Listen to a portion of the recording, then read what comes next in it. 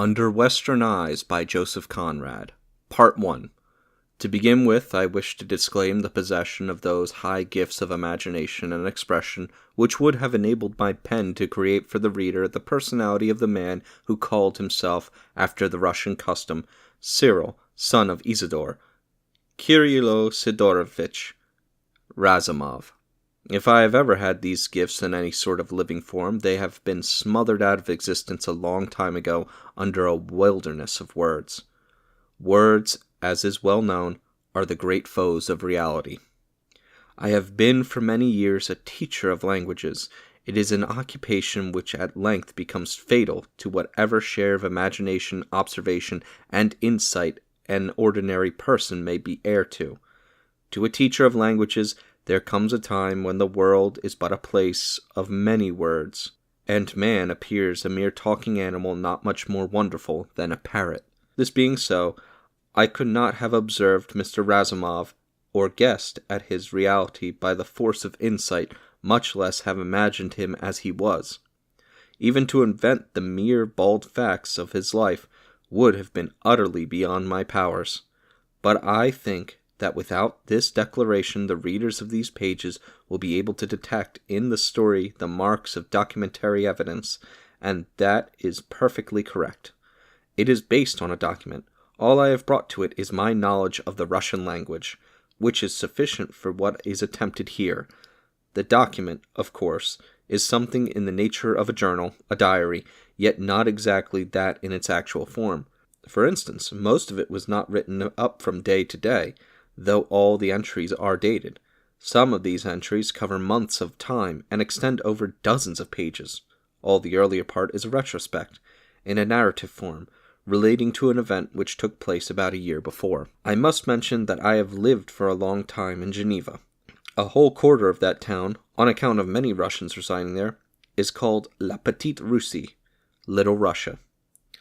I had a rather extensive connection in Little Russia at that time, yet I confess that I have no comprehension of the Russian character. The illogicality of their attitude, the arbitrariness of their conclusions, the frequency of the exceptional should present no difficulty to a student of many grammars.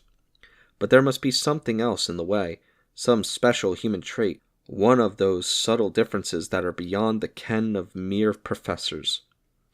What must remain striking to a teacher of languages is the Russians' extraordinary love of words. They gather them up, they cherish them, but they don't hoard them in their breasts. On the contrary, they are always ready to pour them out by the hour or by the night with an enthusiasm, a sweeping abundance, with such an aptness of application sometimes that, as in the case of very accomplished parrots, one can't defend oneself from the suspicion that they really understand what they say. There is a generosity in their ardor of speech, which removes it as far as possible from common loquacity, and it is ever too disconnected to be classed as eloquence.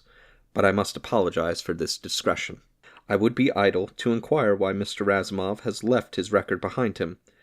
It is inconceivable that he should have wished any human eye to see it. A mysterious impulse of human nature comes into play here, putting aside Samuel Pepys, who has forced in this way the door of immortality innumerable people. Criminals, saints, philosophers, young girls, statesmen, and simple imbeciles have kept self-revealing records from vanity, no doubt, but also from other more inscrutable motives. There must be a wonderful soothing power in mere words, since so many men have used them for self-communion. Being myself a quiet individual, I take it that all men are really after, in some form, or perhaps only some formula, of peace. Certainly they are crying loud enough for it at the present day. What sort of peace Kirilo Sidorovitch Razumov expected to find in the writing up of his record, it passeth my understanding to guess. The fact remains that he had written it. Mr. Razumov was a tall, well-proportioned young man, quite unusually dark for a Russian from the central provinces. His good looks would have been unquestionable if it had not been for a peculiar lack of fineness in the features. It was as if a face modeled vigorously in wax, which some approach even to a classical correctness of type, had been held close to a fire till all the sharpness of line had been lost in the softening of the material. But even thus, he was sufficiently good-looking.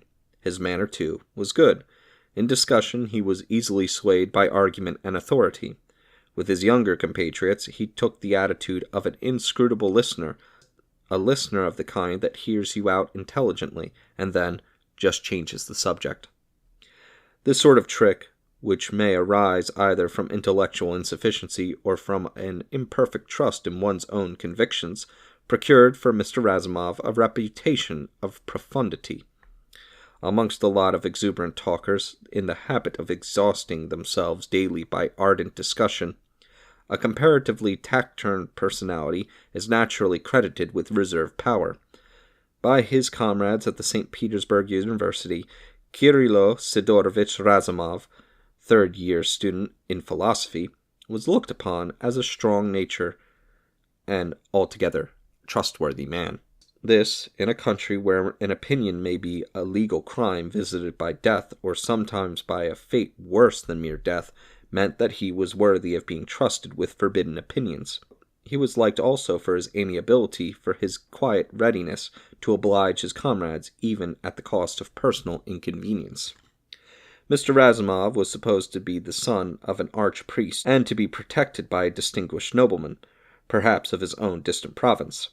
But his outward appearance accorded badly with his humble origin. Such a descent was not credible. It was indeed suggested that Mr. Razumov was the son of an archpriest's pretty daughter, which, of course, would put a different complexion on the matter.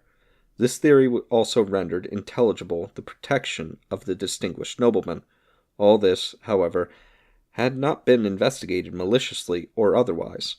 No one knew or cared who the nobleman in question was. Razumov received a modest but very sufficient allowance from the hands of an obscure attorney, who seemed to act as his guardian in some measure.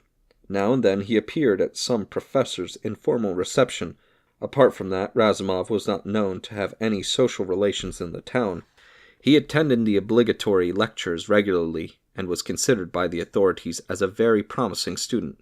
He worked at home in the manner of a man who means to get on, but did not shut himself up severely for that purpose. He was always accessible, and there was nothing secret or reserved in his life.